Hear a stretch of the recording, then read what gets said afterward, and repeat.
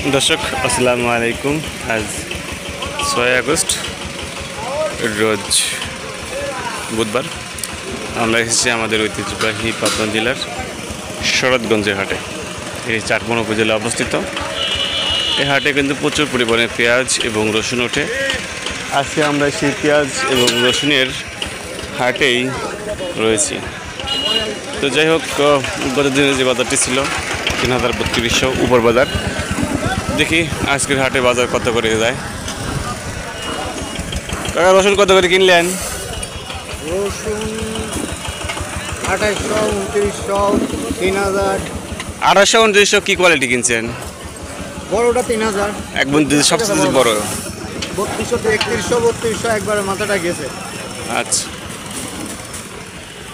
দর্শক, যে কথাটি বলছিলাম, গত হাটে যে বাজারটি আমরা দেখতে পেয়েছি, আজকের হাটে কিন্তু সেই বাজারটি এখনও বিরাজমান, বাড়েনি আর কি, স্থিতিশীল রয়েছে বাজারটি। এখানে পেঁয়াজগুলো বস্তায় লোড করা হচ্ছে।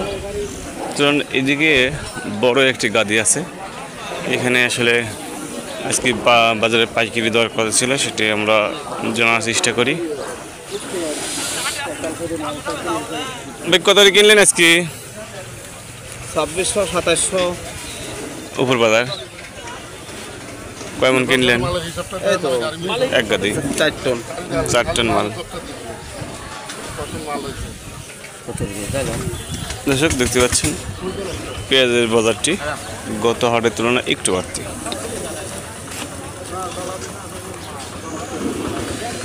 যত দূর চোখ যাবে তত দূরই এখানে আড়ত এবং তত দূরই এখানে ক্রয় বিক্রয় হয় এবং হবে। আজকে হাটে ২৪০০, ২৬০০ এইরকম রেটেই পেঁয়াজ বিক্রি হয়েছে। আপনারা সহজমে দেখতে পেলেন।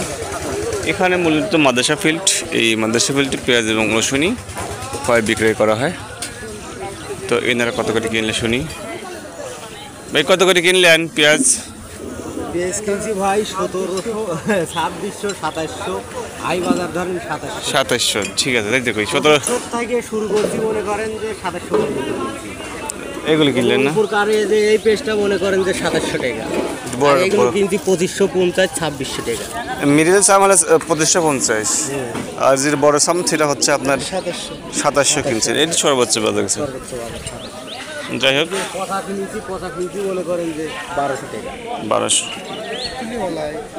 পেঁয়াজ তো এখন শেষের দিকে প্রায়। আগের তুলনায় আমদানি কম পাচ্ছেন না?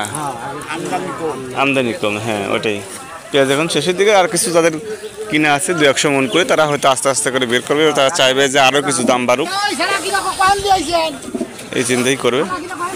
তো আজকের যে বাজারটি আমরা বিশ্লেষণ করলাম, এই বাজার অনুসারে আজকের পেঁয়াজের সর্বোচ্চ বাজার ছিল ২৭০০ এবং রসুনের সর্বোচ্চ বাজার ছিল ৩২০০, ৩১০০। তবে ৩২০০ বলে বেশি বলা হবে, ৩১০০, ৩০৫০ এই রেটটাই বর্তমানে কিন্তু বেশি। এই ছিল আজকে সর্বশেষ তথ্য। কে কোথায় থেকে ভিডিওটি দেখলেন জানাবেন এবং আপনার মূল্যবান মতামত দিয়ে আমাদের পাশে থাকবেন। সম্ভব হলে ভিডিওটি শেয়ার করবেন। ধন্যবাদ।